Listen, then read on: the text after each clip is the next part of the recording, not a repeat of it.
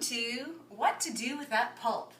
So I've done a little bit of research. I've got my Saturday's pulp, which was my second experience, and then I had my third experience today. I sort of came to the conclusion that what I'm going to do is I'm going to make the same juice for a week, and every Saturday when I get to go to the market, I'm going to research previously some new recipes, and then buy the organic groceries, and then Saturday have a new organic juice experience that I can share with you. So I'd love for you, if you're interested, to find out what's going on, to subscribe to my channel, which is Essentials 101, so that you can be a part of my fun. I used the juicer this morning, and I used kale, and I had another epic fail. So I just wanted you to know, if you have a juicer, there is a reset button. I thought I blew on the motor with my kale. I checked the fuse box, I checked all the different outlets, because it came to that slow stop. And there is a reset button on the bottom of this machine that allowed me to complete my juices, which I made my beet juice and my green juice. So my red juice and my green juice, I already drank one full one of these today, and I drank half of this today. Love it, love it, love it. The difference that I did today was I didn't use any ginger, because I thought if I'm going to try to cook with the pulp, I didn't want to have that really pungent ginger flavor to have to contend with. So I just took out a bit of the pulp from the big stuff. Like, I'm not going to put this in my cooking. And I took what I thought looked like the shards of ginger out.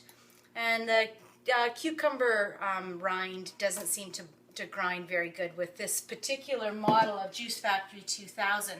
Now, I don't know how much longer I'm going to be able to put up with this machine, so I will be using a new machine in the very near future. Anyway, so what I'm going to do today is I thought, what am I going to do? I did some research on the internet. There wasn't anything on there that I really felt drawn to. So I love to cook, and I'm going to use this beautiful pulp mixture in spaghetti sauce. So I don't know about you, but I like to wash the tops of my cans before I use them, just because we never know what's been crawling on top of them, and I don't really wish to bring that bacteria into what I'm cooking. So I've pre-ground some turkey and some onions and basil and oregano, just so that when my teens are experiencing the spaghetti sauce, they realize why there is a texture, because there's a little bit of turkey in there. We haven't made that full progression yet over into the vegetarian style. And the most important thing that we're trying to do right now is to do 2 raw meals a day. So it's all baby steps in my judgment. And I'm not a real person of deprivation. So when I'm cooking Italian, I like to drink Italian. So a little glass of red wine gets me on my way. So what I've done is I've added 2 cans of diced tomatoes, and I've given it a mash, because what I want maximum fluid, maximum liquid with this amount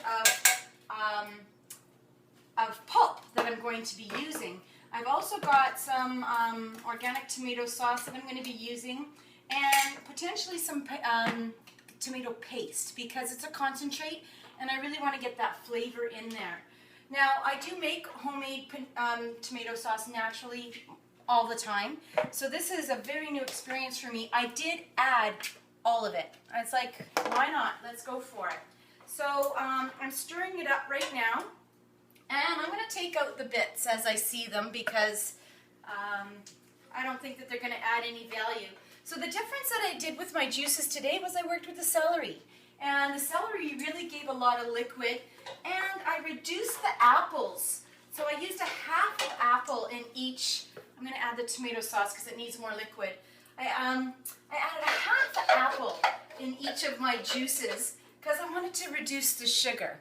Ultimately, I am trying to increase my health, and I'm also trying to decrease a bit of the waistline. So overall, my health is great.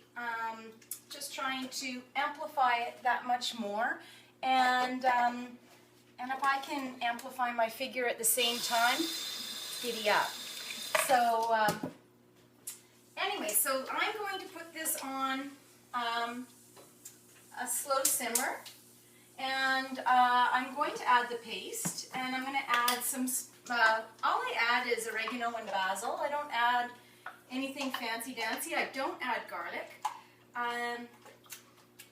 So especially with my two elite athletes, it's really important to me that I not only fuel myself well in the best way possible, but it's also obviously important that I fuel them well. So since we've got no shortage of flavor and no shortage of, just a shortage of liquid, I'm just going to add some water from rinsing the cans to the spaghetti sauce.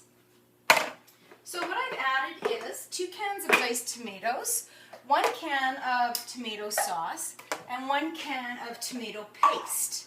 And I've added the pulp from 2 days of juicing, and those recipes, what I juiced with, are on the previous videos. So I've got this really beautiful tomato sauce. I'm just going to grab a spoon. Grab a couple spoons because I don't like to use the same spoon when I taste it. Now I haven't added anything to this. And you know what? I can tell already it's going to be really, really, really good. Really good. So I'm excited for that.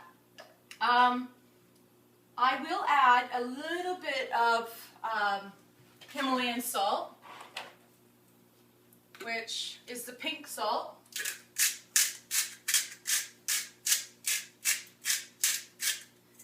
So you probably wonder, what do I do all day? Well, I am actually a mortgage broker, and it is 5:04 here, and it's time for me to feed my family.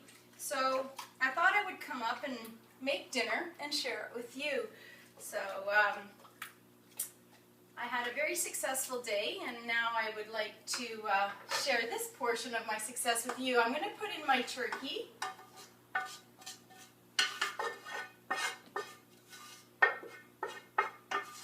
I did also study my level 1 Himalayan yoga tradition